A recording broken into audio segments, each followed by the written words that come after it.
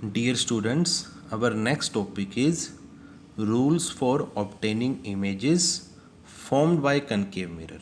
Like अब concave mirror है, after reflection image बनेगी, किसकी बनेगी? ऑब्जेक्ट की। और उसको बनाएगा कौन? Concave mirror. तो इमेज की जो सबसे सिंपल डेफिनेशन है वो क्या है? Image is formed at that point where at least two reflected rays meet. Like after reflection जहाँ पे लाइट रेज मीट करेंगी उससे उस पॉइंट पे इमेज बनेगी। वो कैसे बनेगी हमारे आने वाले टॉपिक्स में हम स्टडी करेंगे, बट उससे पहले हमने कुछ एक रूल्स स्टडी करने हैं। वो रूल्स बड़े इंपॉर्टेंट हैं, टोटल 4 रूल्स हैं। हम उनको 1 बाय 1 डायग्राम की हेल्प से स्टडी करेंगे।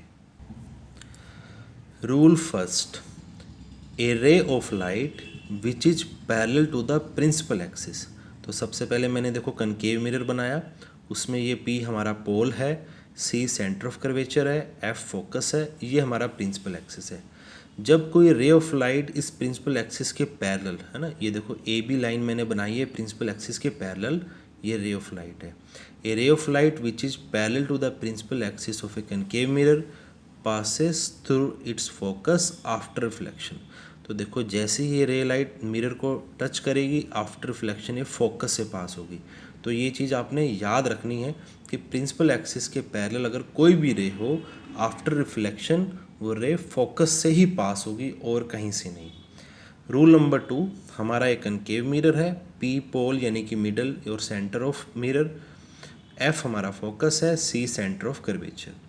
A ray of light passing through the center of curvature of a concave mirror is reflected back along the same path। ये देखो ये रे ऑफ लाइट है, इस तरह से सेंटर ऑफ कर्वेचर से ही पास हो रही है।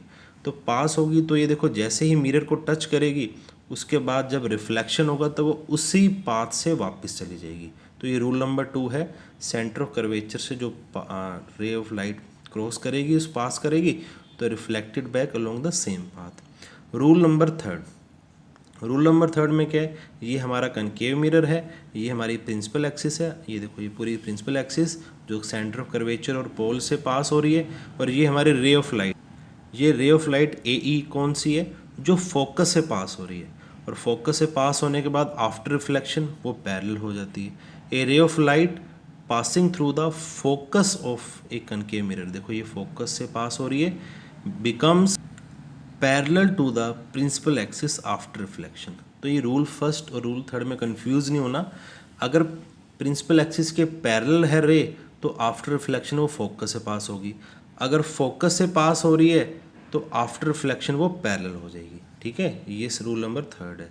लास्ट हमारा 4th रूल है कनकेव मिरर का, a ray of light which is incident at the pole is reflected back making the same angle with the principal axis. तो देखो ये रे ऑफ लाइट है AP जो पोल पे जा रही डायरेक्ट, और प्रिंसिपल एक्सिस के साथ कितना एंगल बना रही है? एंगल I यानी कि एंगल ऑफ इंसिडेंस। तो सेम एंगल के साथ वो रिफ्लेक्ट बैक होगी, वो होगा एंगल ऑफ रिफ्लेक्शन। ये हमारा फोकस है, ये सेंटर ऑफ कर्वेचर है, ये AP हमारी इंसिडेंट रे है, और BP हमारी रिफ्लेक्टेड रे है, और P पॉइंट हमारा पोल है। तो ये बेसिक 4 रूल्स है जिनके बेस पर हम आने वाले टॉपिक स्टडी करेंगे।